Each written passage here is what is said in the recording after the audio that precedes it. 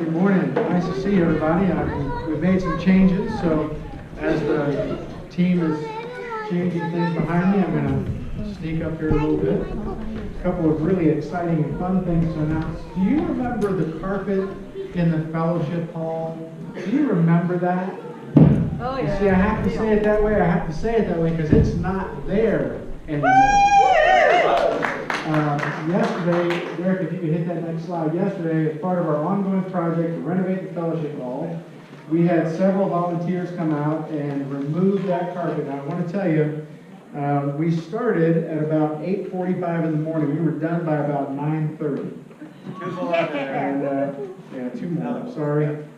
We're still adjusting to a couple of new different things here, and that's one of them. So. Thank you so much for everybody who came out and worked on that. It was just an amazing opportunity to just rip that old carpet out. It's been there for about 1,000 years. The last time it was changed was when Moses was a baby. I mean, it was a project that needed to be done. But one of the other exciting things about this carpet removal is that we're also replacing the carpet. And so the carpet has been ordered. Joe, do you have any idea when they're going to put it in? Should be within a week or so. Within a week or so. So, folks, within a week or so, we're going to have this taken care of. Now, on top of that, we have a young man here in the audience who is a painter and who did a little bit of painting for us, Brian O'Neill. Basically, painted everything.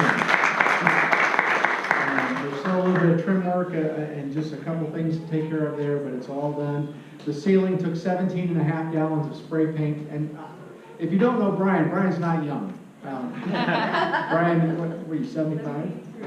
73, sorry. Age older than you are. And so, and he took care of the whole thing. I mean, he had a little bit of help from Debbie and Pam getting things taken care of there. So that's just, it's so exciting to have this project going. The other piece of big news that I have is there's a financial end to this project as well, right? There's the labor that we've provided that we've been able to do, and then there's also the money, right? Well, by the grace of God and by your generosity, the carpet is paid for, okay? Private donor came forward with the offer of $3,500 worth of matching funds. Those funds have been matched, so our account stands at something like $7,000. Total project cost is still a little bit soft because our price of our chairs went up, and we found that there was an opportunity maybe for some used chairs. So we're going to discuss that this week. So the big project, things are going great there. I do need to say thank you. Several of you did some stuff for Pastor Appreciation Month in October. I always feel appreciated. This as a congregation, you are just amazing. I always feel appreciated. I never go to bed at night thinking, I wonder if they like me. Some pastors do that, you know. So thank you so much for all of that. And then another thing, as you know, we're part of a cooperative with Rives Baptist Church and Village Hope Church. And we were invited by Rives. They said, hey, we want you to come up and participate in our Halloween trunk or treat. And so we said, okay. Because why would you start something from scratch if they've got something that's been going on for 10 years? They expected 1,000 people.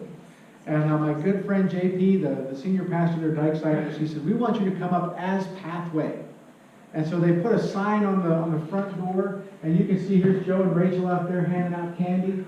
And here's the youth department, minus some of the youth. I think they were probably out getting their own candy. They're going to have a ton there. Yep. Getting And I forgot to, if you go back one, those little, this is a selection of everybody who was involved. I mean, we have Mary Ann, who's been visiting with us. She was out there. Pete and Virginia. This is Emily and Marshall back in the background. Michelle and Ramsey. There were a flock of DeKarskis. And I mean, it was just a great opportunity to be Pathway at Rives. And so we were able to meet a bunch of people, and one of the things that's exciting about cooperation is there was a woman who came up to me and she said, I'm really struggling. And what she was struggling in is she had experienced a loss. And she said, do you have anything for grief care?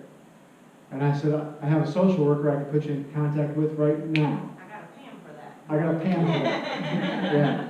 And I was able to say to JP, the guy up at Rives, I said, what do you have for grief ministries? He said, Dylan Payton. And I said, okay, send me Dylan Payton. I was able to put this woman in contact with 2 people who were able to address her needs right then because of cooperation. So this is an ongoing thing for us. This is, we are going to continue to cooperate. There will be some changes about our Christmas cooperation. We're still working through some changes there. So stay tuned for some upcoming things. It's exciting. This is an exciting time to be Pathway. It really is. And so as we experience that, let's pray together. Father, I thank you so much. I thank you so much for the heart that is here in this community to love you and to seek to do what's right in this community, Father. And as we think about the events of today, as we think about the exciting things happening, Lord, I pray we would never lose focus on who you are and what you've given us, Lord. Never lose focus on your Son and the gift of your Son through the cross, Father. Help us to keep that firmly in mind, Lord. Thank you for the opportunity just to be Pathway and to represent you in this place. Thank you, Father, in Christ's name. Amen. You might be surprised to find out that I'm a grandfather. If you're visiting today, you might look at me and think, wow, you're a shockingly handsome and young grandfather, but I am. I have 4 grandchildren. They are 4, 3, 2, and 1 right now. And life is busy.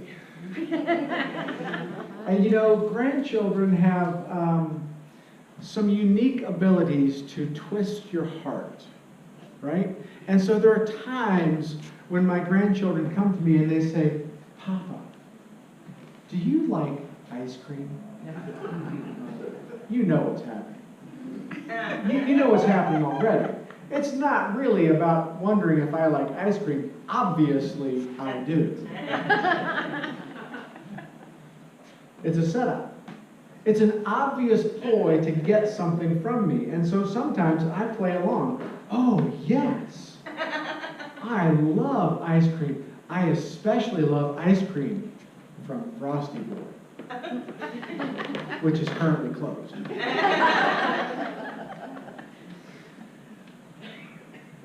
What an excellent idea, grandson. So, you can just see in his eyes, he gets this excitement because he thinks Papa's bought it. Papa's now thinking about ice cream, and so there could be ice cream.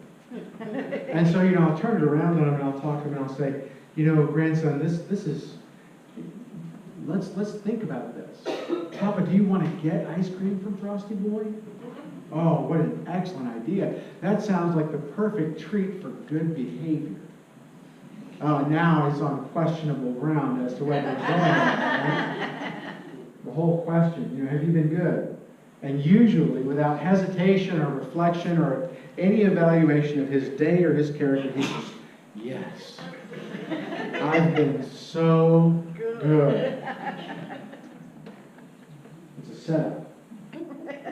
He's thinking, if I can just get ice cream, if I get to ice cream, if Papa starts thinking about how amazing it is.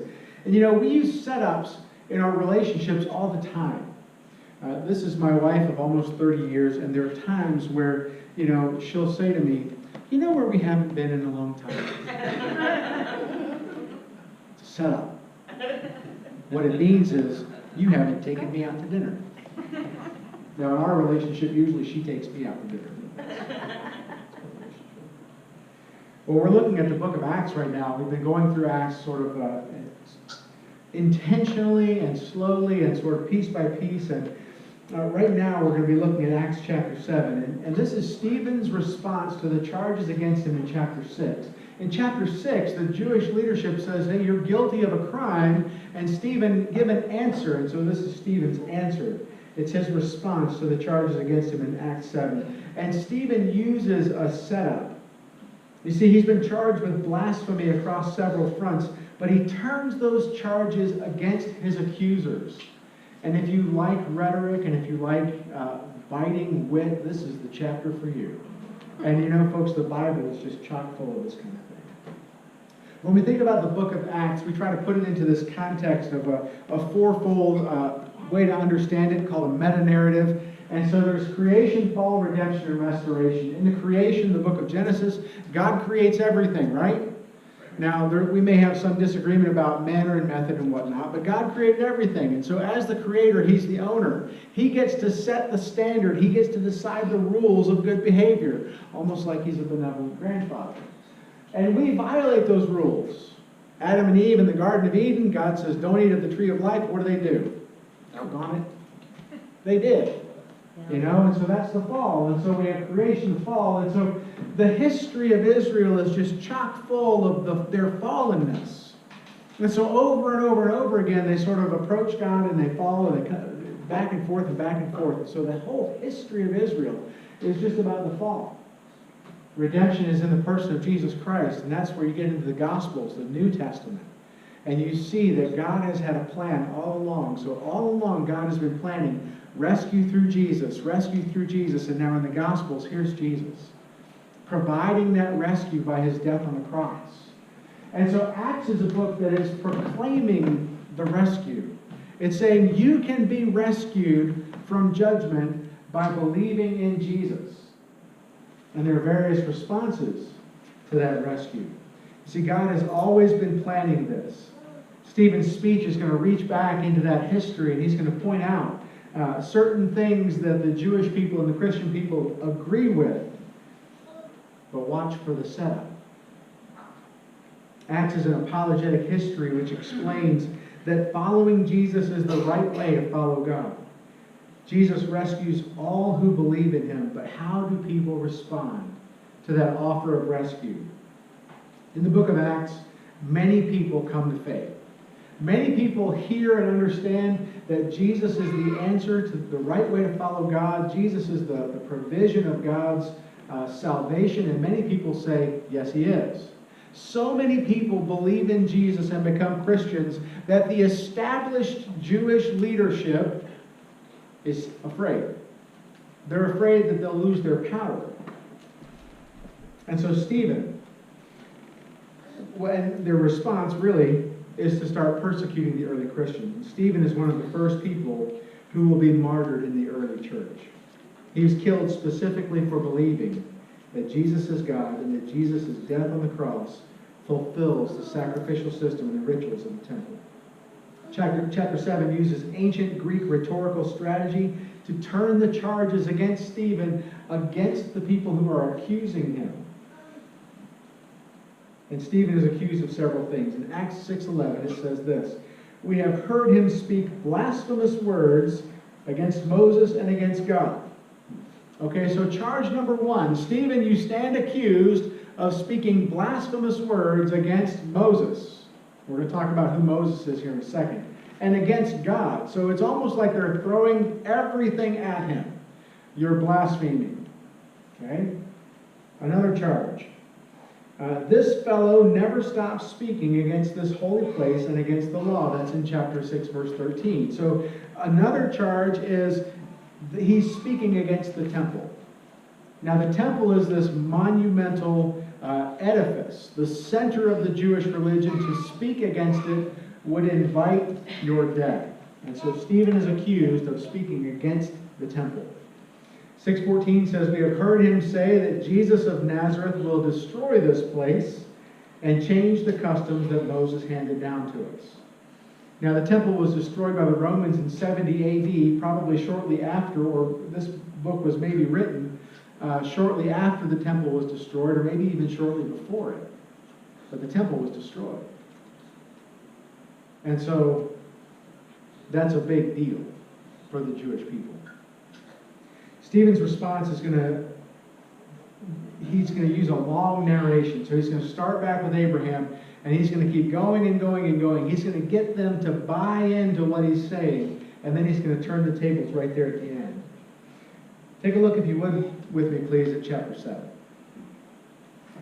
The first point is going to cover the first 19 verses, so bear with me as I read them to you. Then the high priest asked Stephen, "Are these charges true?" To this he replied, "Brothers and fathers, listen to me. The God of glory appeared to our father Abraham while he was still in Mesopotamia, before he lived in Haran. 'Leave your country and your people,' God said, 'and go to the land I will show you.' So he left the land of the Chaldeans and settled in Haran. After the death of his father, God sent him to this land where you are now living. He gave him no inheritance here, not even enough ground to set his foot on, but God promised him that he and his descendants after him would possess the land, even though at that time Abraham had no child. God spoke to him in this way: for 400 years your descendants will be strangers in a country not their own, and they will be enslaved and mistreated. But I will punish the nation they serve as slaves, God said. And afterward they will come out of that country and worship me in this place. Then he gave Abraham the covenant of circumcision. And Abraham became the father of Isaac, and circumcised him 8 days after his birth. Later Isaac became the father of Jacob, and Jacob became the father of the 12 patriarchs. Because the patriarchs were jealous of Joseph, they sold him as a slave into Egypt, but God was with him, and he rescued him from all his troubles. He gave Joseph wisdom and enabled him to gain the goodwill of Pharaoh, king of Egypt. So Pharaoh made him ruler over Egypt and all his palace. Then a famine struck Egypt and Canaan, bringing great suffering, and our ancestors could not find food. When Jacob heard there was grain in Egypt, he sent our forefathers on their first visit. On their second visit, Joseph told his brothers who he was, and Pharaoh learned about Joseph's family. After this, Joseph sent for his father Jacob and his whole family, 75 in all. Then Jacob went down to Egypt, where he and our ancestors died. Their bodies were brought back to Shechem and placed in the tomb that Abraham had bought from the sons of Hamor at Shechem for a certain sum of money. As the time drew near for God to fulfill the promise to Abraham, the number of our people in Egypt had greatly increased. Then a new king, to whom Joseph meant nothing, came to power in Egypt. He dealt treacherously with our people and oppressed our ancestors by forcing them to throw out their newborn babies so they would die. Now, I'm an exegetical guy, okay? A systematic theologian would look at all the different systems of theology. I look at the Bible and I have questions. Why is this here? Why would Luke repeat Jewish history to people who knew Jewish history? There's got to be a reason. And it's a setup. You see, he starts with something that they already agree with. He starts with somewhere they're already at. Because he's going to get them so twisted up by the end of this that they're going to actually kill him. Sorry, spoiler alert. Stephen doesn't make it. And so Stephen's rebuttal, Stephen's answer to these charges starts with the person of Abraham. Abraham is important. Abraham is crucial to the Jewish faith. If there's no Abraham, there's no Isaac. If there's no Isaac, there's no Jacob. If there's no Jacob, there's no Israel. And there's no Christianity. So Abraham is important to us too. And so Stephen starts with this foundational person. He's the father of the Jewish religion. He's the father of Christianity. God's plan for rescue works out through Abraham. So Stephen starts his defense with Abraham because everyone respects and honors him. It's common ground, and he points out several different things. First of all, God appeared to Abraham outside the land that they were standing in. Okay, so God's not limited to a certain place. You see, Palestine is the name of the ground that the nation of Israel sits on, and Abraham obeyed God. You see, this is another thing. Abraham is all the way over in Mesopotamia, Ur of the Chaldeans. He's way out there. And God appeared to him and said, go to the land that I'll show you. And Abraham said, I'll go. So he obeyed God. He left his family and moved to a place where he had no inheritance and no children to occupy that land. It was dangerous to be there because he had no family network of support. Abraham demonstrates faith. He trusted that God was keep his word, and he acted to be obedient to him.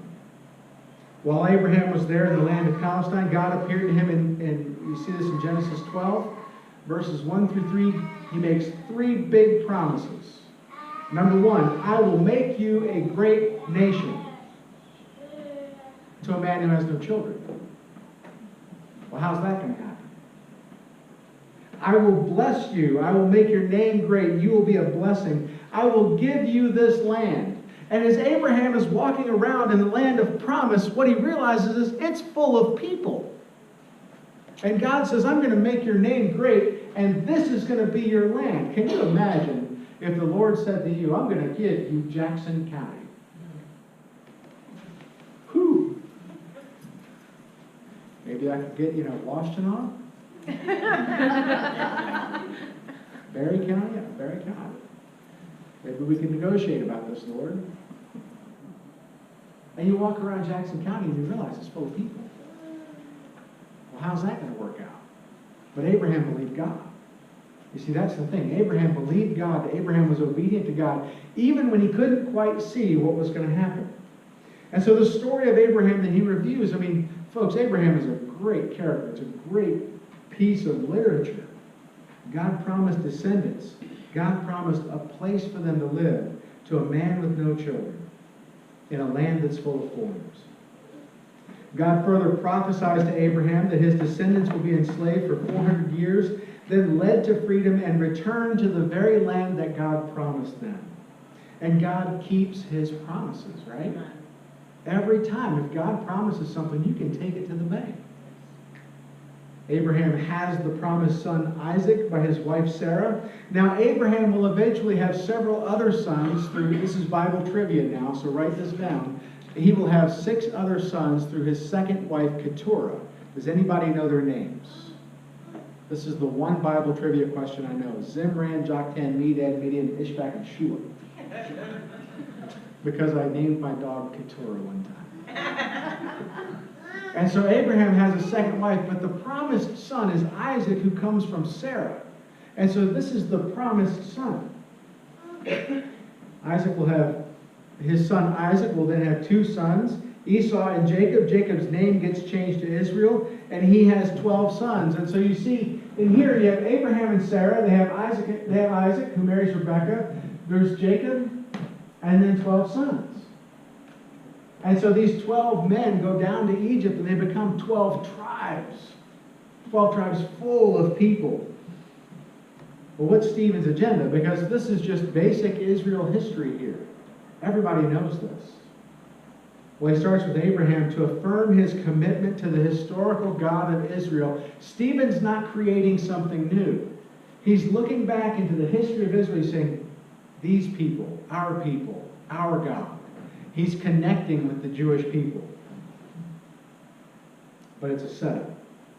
He looks back to a time before the law of Moses.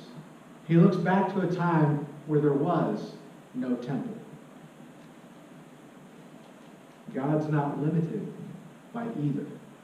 And so there are a couple things to note here. I think it's the next slide there. Before the law and the temple, God appeared to Abraham. God sent him to the land, God promised descendants, and God fulfilled his promises. Pretty straightforward, right? But it's a setup. And just like with every good, smooth setup, you see, what do we know about Stephen? We know that he's practiced in Hellenistic oratory. He knows how to turn an argument. And so he's starting here because he's going to end up somewhere that's going to make them so mad, they're going to spit nails. He is on the down low. He is way on the down low. They can agree with everything that he says, and so he has this crowd of Jewish accusers nodding along. Yes, yes, yes. And in the second section of the text, he sort of begins the turn, because God keeps his promises, right? Take a look at verse 20. At that time, Moses was born. He was no ordinary child. For 3 months he was cared for by his family. When he was placed outside, Pharaoh's daughter took him and brought him up as her own son. Moses was educated in all the wisdom of the Egyptians and was powerful in speech and action. When Moses was 40 years old, he decided to visit his own people, the Israelites. He saw one of them being mistreated by an Egyptian, so he went to his defense and avenged him by killing the Egyptian. Moses thought that his own people would realize that God was using him to rescue them, but they did not. That's important. The next day Moses came upon 2 Israelites who were fighting. He tried to reconcile them by saying, "Men, you are brothers. Why do you want to hurt each other?" But the man who was mistreating the other pushed Moses aside and said to him, "Who made you ruler and judge over us? Are you thinking of killing me as you killed the Egyptian yesterday?" When Moses heard this, he fled to Midian, where he settled as a foreigner and had 2 sons. After 40 years had passed, an angel appeared to Moses in the flames of a burning bush in the desert near Mount Sinai. When he saw this, he was amazed at the sight. As he went over to get a closer look, he heard the Lord say, "I am the God of your fathers, the God of Abraham, Isaac, and Jacob." Moses trembled with fear and did not dare to look. Then the Lord said to him, "Take off your sandals, for the place where you are standing is holy ground. I have indeed seen the oppression of my people in Egypt. I have heard their groaning and have come down to set them free. Now come, I will send you back to Egypt." You see, Moses is also very important. Stephen's rebuttal is going to continue on through Moses. And so he looks at the life of Abraham before the temple and before the Mosaic law. And then in the first part here, he honors Moses. He holds Moses up as special. He's accused of blaspheming Moses, and here he does the exact opposite. Moses led them out of slavery, brought them God's law, and established the national religion of the Jewish people. Stephen answers the charge by honoring Moses, but he's going to begin a turn here in the setup. You see, Moses' life naturally falls into three different divisions of 40 years. For the first 40 years, he was raised in the household of the Egyptian king. He was given a royal education. He was given responsibilities. And, you know, this is a familiar story, right? At the time, the people were slaves in Egypt, and Pharaoh gave the order to kill all the male babies, and Moses was preserved. His mom took him, put him in a basket, sent him out into the crocodile-infested Nile River, and Pharaoh's daughter came down and drew him out of the water, raised him as her own son, and actually used Moses' mom as his nurse. So Moses knew his mom. And his mom was sly, right? Because she could whisper into his ear all of the history of the Hebrew people. Who are you? Where did you come from? How did you get where you are? And so on the one hand, Moses had, education, formal education. He went to school in the best schools that Egypt could offer, and he also knew exactly who he was as a child of the Hebrews. During his second 40 years, Moses was a fugitive in Midian until God appeared to him and sent him back to lead the Jewish people out of slavery. The last 40 years of Moses' life are the journey from Egypt to the land that God promised to Abraham.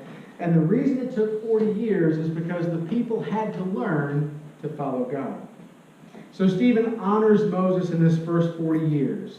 And even though Moses was raised in the Egyptian household, he knew who he was.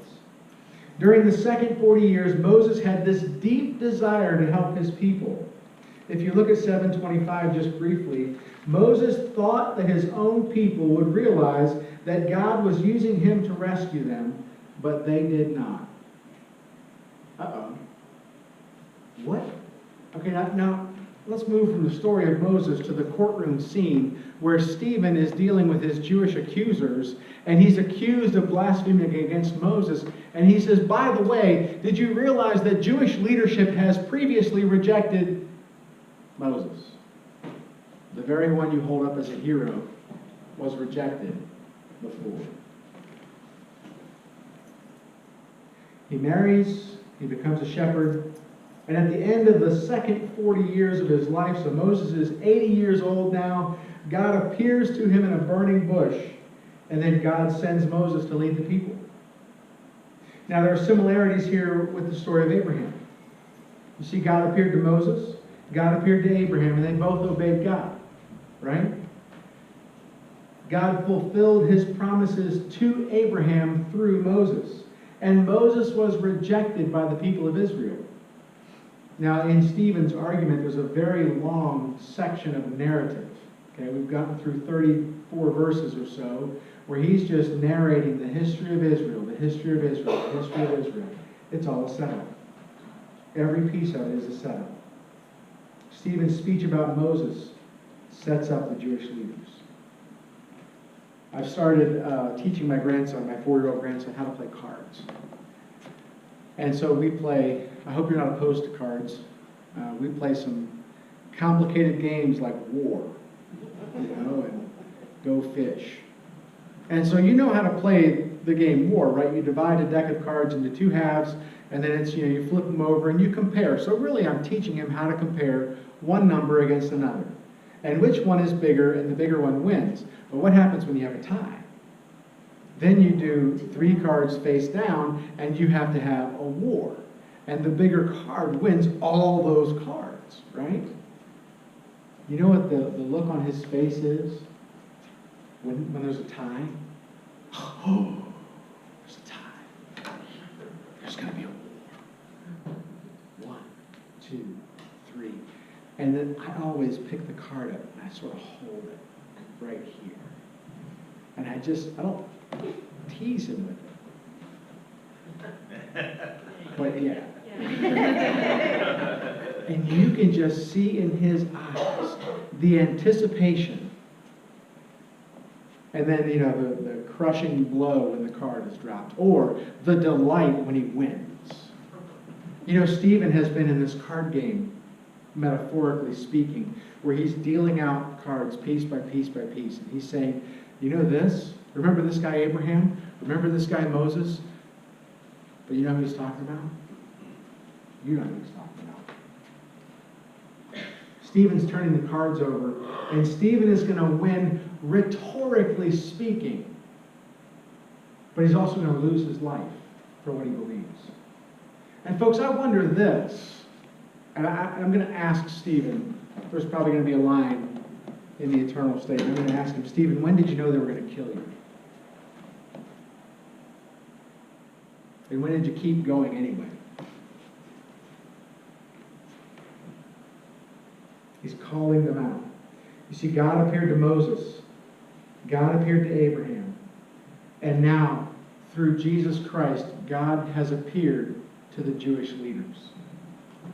God sent Abraham. God sent Moses. God sent his son Jesus. And the question sort of implicit in all of this is, will you, the Jewish leadership, will you reject him too? That's a live question for us as well. If you're here today and you don't know Jesus, there's a question for you. Will you accept him? Stephen's been turning these cards over slowly. And then in this last section of text, he just sort of flips over everything and reveals that they've been set up.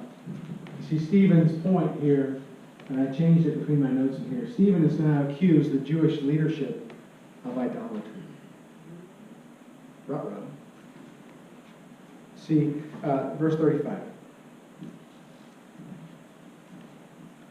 This is the same Moses they had rejected with the words, "Who made you ruler and judge?" He was sent to be their ruler and deliverer by God himself through the angel who appeared to him in the bush. He led them out of Egypt and performed wonders and signs in Egypt at the Red Sea and for 40 years in the wilderness. This is the Moses who told the Israelites, God will raise up for you a prophet like me from your own people. He was in the assembly in the wilderness when the angel who spoke to him on Mount Sinai and with our ancestors, and he received living words to pass on to us. But our ancestors refused to obey him. Instead, they rejected him and in their hearts turned back to Egypt. They told Aaron, "Make us gods who will go before us." As for this fellow Moses who led us out of Egypt, we don't know what has happened to him. That was the time they made an idol in the form of a calf. They brought sacrifices to it and reveled in what their own hands had made. But God turned away from them and gave them over to the worship of the sun and moon and stars. This agrees with what was written in the book of the prophets. Did you bring me sacrifices and offerings? 40 years in the wilderness, people of Israel. You have taken up the tabernacle of Moloch and the star of your god Rephan, the idols you have made to worship. Therefore I will send you into exile beyond Babylon. Our ancestors had the tabernacle of the covenant law with them in the wilderness. It had been made as God directed Moses according to the pattern he has seen. After receiving the tabernacle, our ancestors under Joshua brought it with them when they took the land from the nations God drove out before them. It remained in the land until the time of David, who enjoyed God's favor and asked that he might provide a dwelling place for the God of Jacob. But it was Solomon who built a house for him. However, the Most High does not live in houses made by human hands. As the prophet says, "Heaven is my throne, the earth is my footstool. What kind of house will you build for me, says the Lord? Or where will my resting place be? Has not my hand made all these things. See, Stephen sort of unpacks the third 40 years of Moses' life. At 80 years, God sent him back to lead the people. Oh, isn't that ironic? You see, he was trying to help them and they rejected him. He went back sent by God. And he also performed signs and wonders as God's agent. God promised Moses that he would send a similar prophet to lead the people. God always keeps his promises. And the people constantly rejected Moses and desired to return to Egypt. Their rejection of Moses led them to the idolatry of the golden calf, and their idolatry led them to judgment. Well, are we talking about Moses now? Or are we talking about Jesus? You see, everything that Moses did, God appeared to Moses, sent him to lead the people. He performed signs and wonders. Another prophet was promised, and he was rejected by the people. Stephen's talking about Jesus through the whole thing, and he has set up this Jewish court and laid out all the cards. And it's a live question. Will you believe in Jesus? Will they reject him?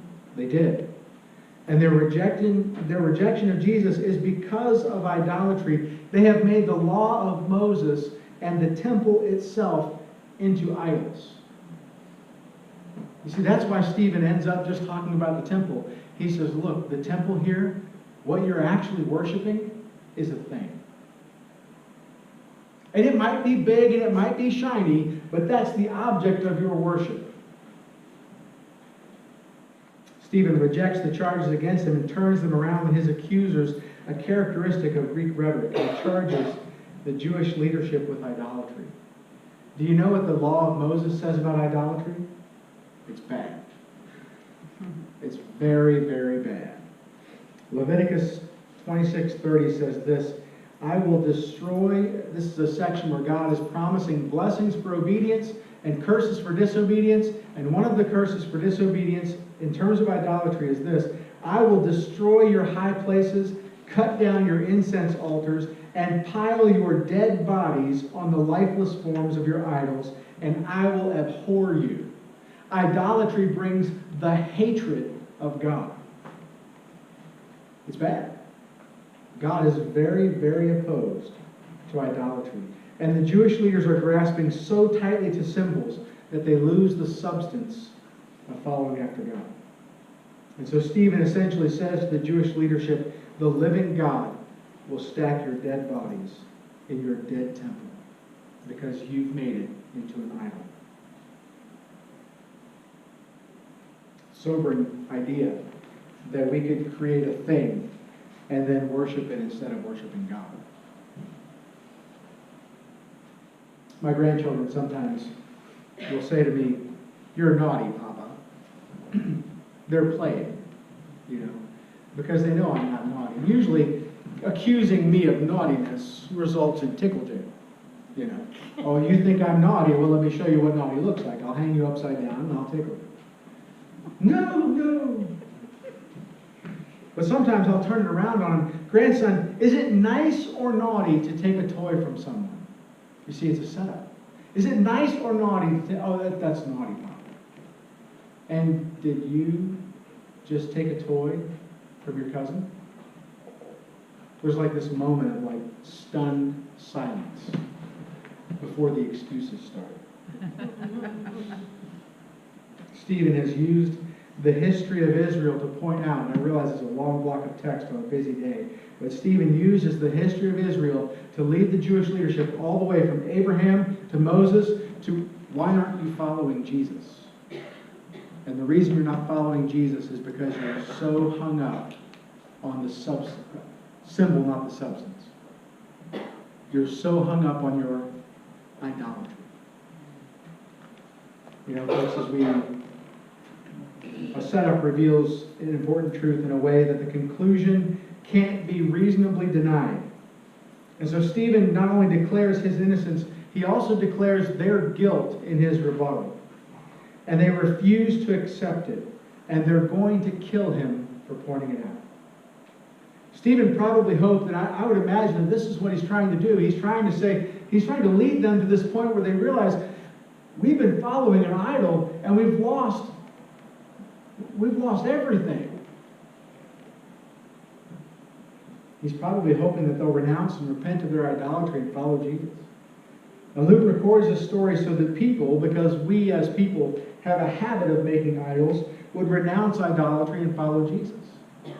And folks, when I think about idolatry in the church, where do we make idols? Because we do.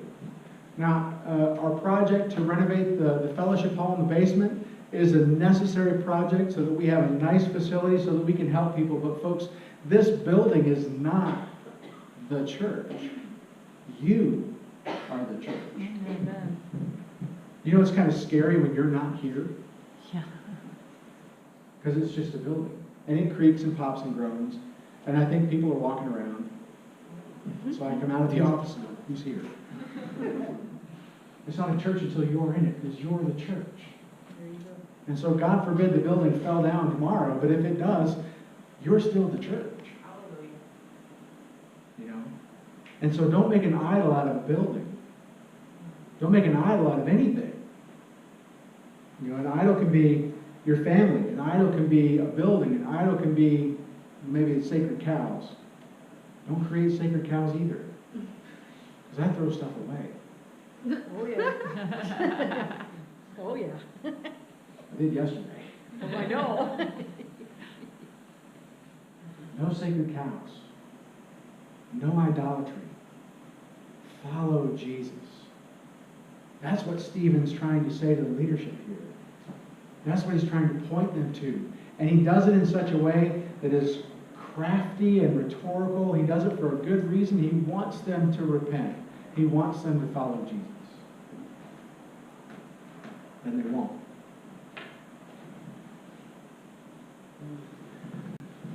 As the praise team comes up, as we the way that the rest of the service is going to go, folks, if you're visiting today, thanks for coming. We're going to take up an offering. Please don't feel obligated. But if the Lord leads you, the guys are going to come around with an offering, and then the praise team's going to play while we get some kids ready and some adults ready to do a baptism, which is going to be exciting. But let me pray with us. Father, I thank you so much for your word. I thank you, Lord, that Stephen was willing to lay down his life for the truth. And I pray, Lord, you help us also to be willing to set aside idolatry. Whatever it is, Lord, if it's our hobbies, if it's our relationships with other people, Lord, help us to set aside idolatry in order to follow you more closely, Lord. I thank you, Father, for all that you've given this church, Lord, in terms of heart. And I pray, Lord, you just help us to do your will. That you would be glorified, that your word would continue to go forth. In Christ's name, amen.